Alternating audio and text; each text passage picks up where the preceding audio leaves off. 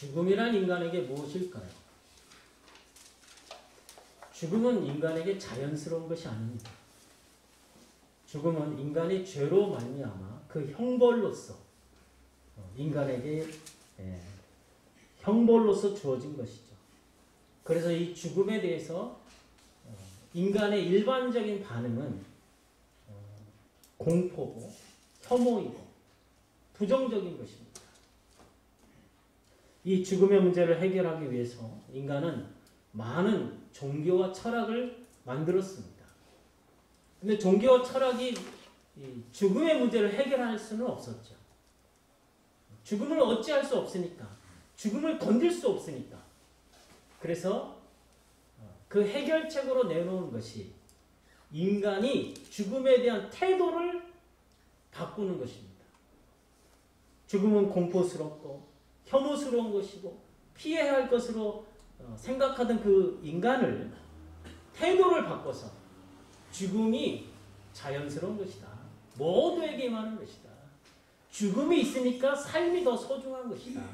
이렇게 죽음으로부터 긍정적인 것을 얻어내는 것이 죽음을 대하는 지혜로운 태도다. 이렇게 가르침으로써 죽음을 향한 태도를 바꾸게 하는 거죠. 근데 이런 태도는 죽음에 대한 해결책은 아니죠. 죽음을 어찌할 수 없으니까 죽음에 순응하는 태도일 뿐입니다. 사실 죽음은 죄로 말미암은 것이라 말씀드렸죠. 그래서 이 죽음의 문제를 해결하려면 먼저 죄 문제가 해결이 되어야 합니다. 그래서 이 죽음의 문제를 해결할 수 있는 분은 오직 죄가 없으신 하나님, 그분만이 이 죽음의 문제를 해결할 수 있다는 거죠. 그렇죠. 죄사함의 권세를 가지신 하나님만 이 죽음의 문제를 해결하실 수 있다는 사실입니다. 그러면 이 죽음에 대한 우리 기독교의 해결책은 무엇입니까? 바로 부활입니다. 이 부활은 기독교만의 교리입니다. 다른 종교들이 이 부활을 비슷하게 흉내내기는 해요. 하지만 그들이 부활과 비슷한 교리를 주장하지만 대부분은 영원불멸 사상에 불과할 뿐입니다. 이 영원불멸 사상은 완전한 이교죠. 이교 사상입니다. 힌두교나 불교에서는 윤회설, 환생 이렇게 주장을 하죠. 근데 그거는 교리적 주장일 뿐이지. 그리고 이 영원불멸 사상에 변형된 아류일 뿐입니다. 그래서 영원불멸 사상은 무엇이냐 하면 인간은 이 몸과 영혼으로 구성이 되어 있다는 거죠. 그런데 인간이 이 몸은 낡잖아요. 병들잖아요. 그리고 썩고 없어지잖아요. 그래서 이 몸은 악하다 이렇게 생각을 했습니다. 반면에 영혼은 낡지도 않고 죽지도 않고 영혼은 영원히 존재하기 때문에 선하다 이렇게 주장을 한 겁니다. 그래서 이 영원불멸 사상은 사실은 헬라 철학의 이원론에 근거한 이교 사상일 뿐입니다. 그래서 헬라 철학에서는 죽음을 오히려 환영했습니다. 왜 그러냐? 이 몸으로부터 해방되는 것이 죽음이기 때문에. 그래서 몸으로부터 영혼이 해방되는 순간이 죽음이잖아요. 그러니까 죽음을 환영했습니다. 몸은 어차피 악하고 썩고 없어지는 것. 그리고 영혼은 이 몸에 갇혀있기 때문에 죽음이 우리 영혼을 해방시킨다. 그래서 죽음을 환영했다라는 거죠. 그래서 영원불멸 사상은 무엇이냐면 이제 영혼이라는 이 존재를 지정의를 가지고 있는 개별적인 존재로 인정을 하는 거죠. 그래서 이 영혼은 불멸하다 라고 주장을 하는 겁니다. 그래서 이 영혼불멸 사상의 이제 그 사상을 갖고 있는 사람들은 죽은 자의 몸의 부활, 우리 기독교의 부활을 터무니없는 것으로 여겼습니다. 그들은 죽어야만 이 감옥 같은 몸에서 해방되는 날인데, 근데 다시 부활을 한다? 몸이? 그러니까 이게 다시 감옥에 갇히는 꼴이 되잖아요. 그러니까 그것을 기독교에서 말하는 부활을 터무니없는 것으로 여겼다는 것입니다. 그런데 이 영혼불멸 사상이 무속이나 다른 종교들뿐만 아니라 기독교에도 뿌리를 내리고 있다는 게 참 안타까운 점입니다. 그 원인이 어디에 있냐면 1534년에 로마 카톨릭이 영혼불멸을 교리로 정했습니다. 그래서 영혼은 불멸하다는 것을 부인하면 이단으로 정죄를 했어요. 그러니까 1534년부터 로마 카톨릭의 영향을 받은 많은 신자들이 영혼 불멸 사상을 믿었다는 거죠. 근데 개신교인들마저도 오랜 동안 영혼 불멸 사상이 지배했던 그 속에서 개신교인들도 그 영혼 불멸 사상을 교리로 믿고 있었다는 겁니다. 그런데 수많은 신자들이 죽음을 어떻게 생각하냐면 이 몸은 흙으로 돌아가고 영혼은 하나님께로 가 있다가 주님의 재림하시는 날 몸이 부활해서 영혼과 딱 만나가지고 천국에서 영원히 산다. 이렇게 생각을 하고 있다는 거죠. 여러분, 이것은 기독교의 몸의 부활을 믿는 게 아니에요. 사실은 이교 사상인 영혼불멸 사상에 근거한 믿음을 갖고 있다는 겁니다. 굉장히 잘못된 믿음이죠. 성경은 오직 하나님께만 죽지 아니함이 있다. 이렇게 말씀합니다. 그리고 범죄한 영혼은 죽으리라. 분명히 말씀하세요. 아담에게 하나님이 말씀하셨죠. 선악을 알게 하는 나무의 열매를 먹지 말라. 먹는 날에는 정령 반드시 죽으리라. 이렇게 말씀하십니다. 그러니까 범죄한 영혼은 죽는다는 거예요. 근데 거기서 말하는 영혼이라는 이 단어는 푸시케라는 단어입니다. 근데 이 푸시케는 본래적인 뜻은 목이라는 뜻입니다. 목. 그래서 이 푸시케는 목숨을 가진 인간의 전인을 상징하는 뜻하는 단어입니다. 그러니까 푸시케는 단지 몸만 의미하는 게 아니라 영혼만 하나 의미하는 것도 아니고 전인, 인간 전인을 의미하는 단어라는 것입니다. 그래서 기독교의 부활은 우리가 사도신경에서 몸의 부활을 믿으며 그렇게 고백하잖아요. 그것처럼 그 몸은 이 육체를 말하는 게 아니라 우리 전인을 말해요. 전인. 그러니까 전인의 부활을 말하는 것입니다. 그래서 기독교의 죽음은 전인의 죽음이고 부활은 전인의 부활이라는 거죠. 그럼 부활 때의 인간의 모습은 어떠할까요? 그럼 부활 때 우리는 어떤 모습으로 살까요? 예전에, 부활 이전에 우리 지금의 이 모습 이대로 우리가 살까요? 분명한 것은 우리가 부활의 몸을 입은 존재는 예전에 내가 아닌 다른 사람으로 사는 게 아닙니다. 나라는 그 정체성은 동일한데 근데 온전한 몸을 입게 되는 거죠. 그래서 부활의 몸을 입게 되면은 더 이상 이제 죽음이 우리를 건들 수 없고 또 병들지도 않고 그리고 죄에 넘어지지도 않고 온전한 몸을 덧입어서 영원히 주님과 함께 천국에서 산다라는 사실입니다. 그래서 이 부활을 기독교에서는 구원의 완성이다 이렇게 말하는 것입니다. 그래서 기독교는 이 부활이 핵심이고 또 이 부활이 모든 기독교의 초석입니다. 그래서 부활이 없다면 기독교는 완전한 거짓이 될 수밖에 없습니다. 그리고 우리의 믿음은 어리석고 헛된 것이 될 수밖에 없게 되지요. 자, 오늘 본문은 고린도 교인들에게 주신 말씀입니다. 여러분, 고린도 교인들이 사는 그 고린도 시가 어떤 시였냐면 당시 그 헬라 문화권 속에 있는 도시였습니다.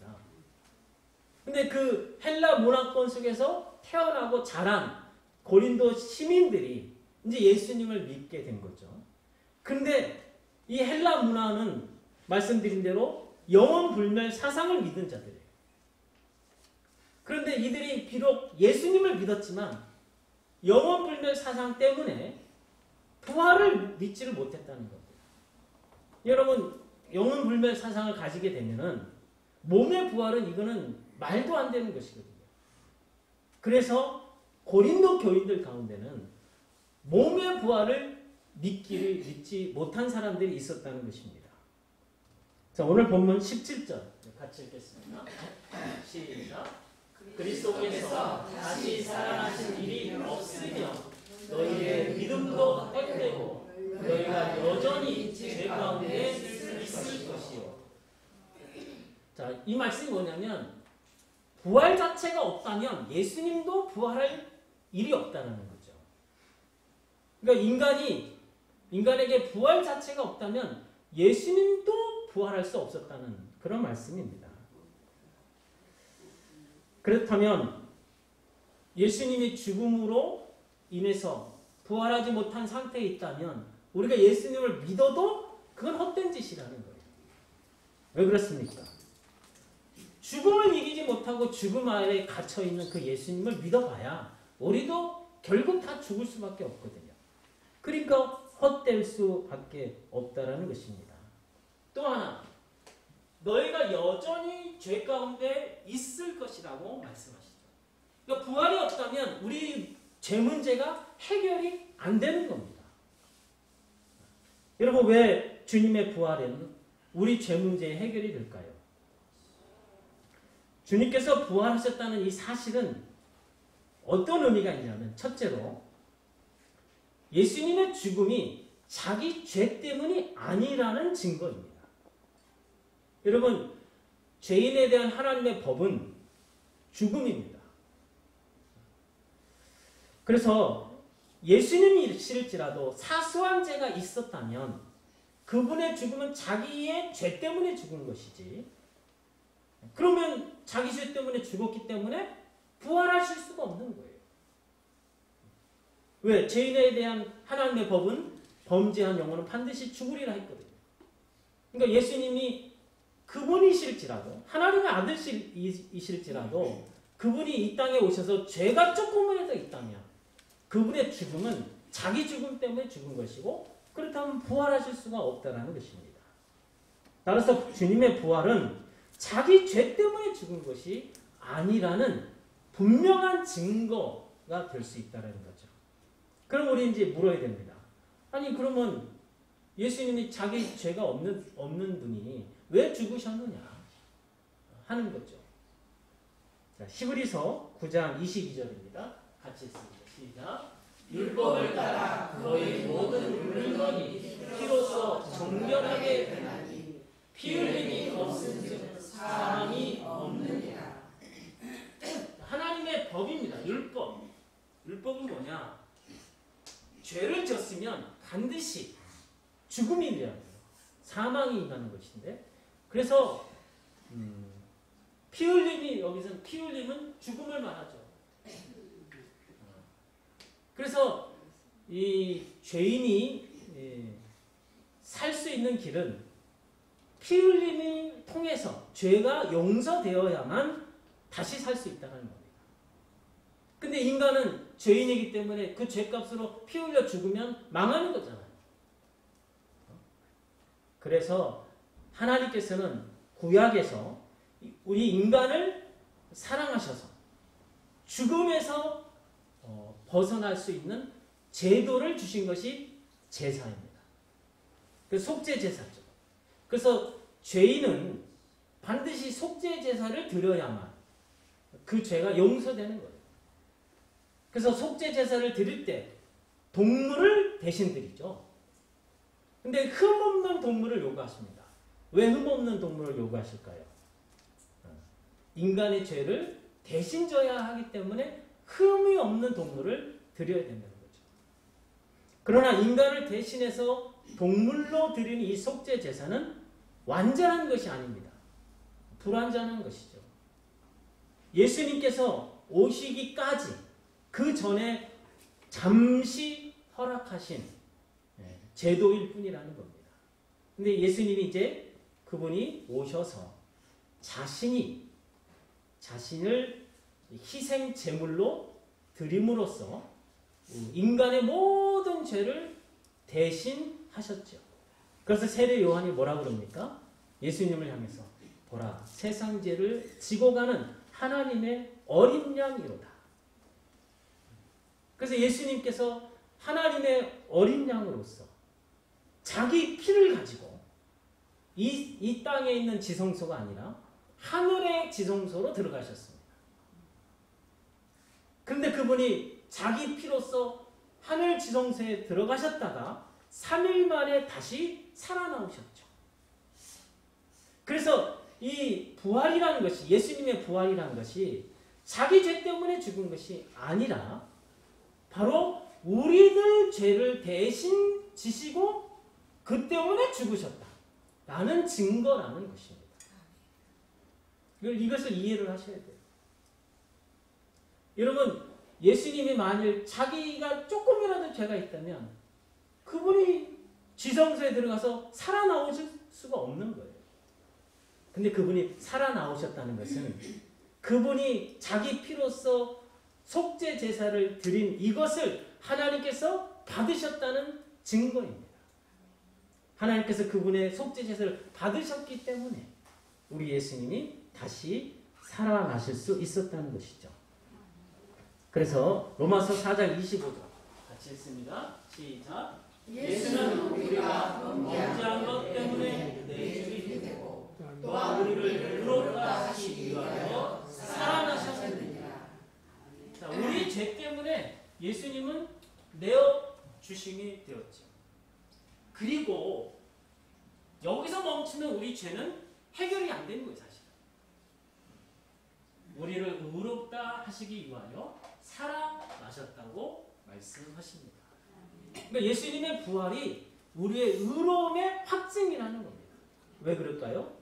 하나님께서 예수님이 자기 피로 드리신 그 속죄 제사를 받으셨기 때문에 우리의 죄가 용서되었다는 증거로서 예수님의 부활을 말씀하고 있습니다. 그런데 부활이 없다면 우리는 망할 수밖에 없는 거죠. 그래서 부활은 그래서 중요한 겁니다. 자, 고린도전서 오늘 본문 15장 18, 19절 같이 읽습니다. 시작. 또한 그리스도 안에서 잠자는 자도 망하였으니 만일 그리스도 안에서 우리가 바라는 것이 이 세상의 삶뿐이면 모든 사람 가운데 우리가 더욱 불쌍한 자입니다. 그리스도 안에서 잠자는 자 누굴까요? 바로 우리들이죠. 그리스도 안에서 잠든 자. 이건 이제 죽었다는 문학적인 표현입니다.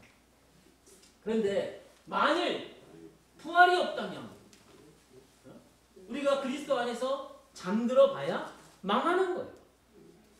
아무 유익이 없다는 것입니다. 그래서 부활이 없다면 우리는 믿지 않는 자들과 동일한 그런 소망이 없는 자들이라는 것이죠. 그래서 부활이 없다면 인간의 삶은 어떻게 끝날까요? 그럼 이 세상 삶뿐입니다. 부활이 없다면 내세가 없다는 거잖아요. 심판도 없는 겁니다. 그럼 오직 이 세상의 삶뿐이라면 우리 그리스도인들은 가장 불쌍한 자가 될 뿐이다 라고 말씀해 주십니다. 그렇죠. 우리의 소망은 이 땅이 아니잖아요. 이 세상 것을 욕심내고 이 세상 것을 소유하려고 아등바등 거리지 않잖아요. 오히려 절제하고 세상과 단절하고 세상의 더러움과 끊어내고 하늘의 것을 소망하는 그 삶이 우리 신앙의 삶 아닙니까? 근데 이 세상 삶뿐이라면 우리는 어리석은 자고 헛될 뿐이라는 거죠. 그래서 부활이 없다면 오늘 본문 안 읽었지만 32절 보세요. 15장 32절. 내가 사람의 방법으로 에베소에서 맹수와 더불어 싸웠다면 내게 무슨 유익이 있으리요? 죽은 자가 다시 살아나지 못한다면 내일 죽을 터이니 먹고 마시자 하리라. 자, 이 말이 뭡니까?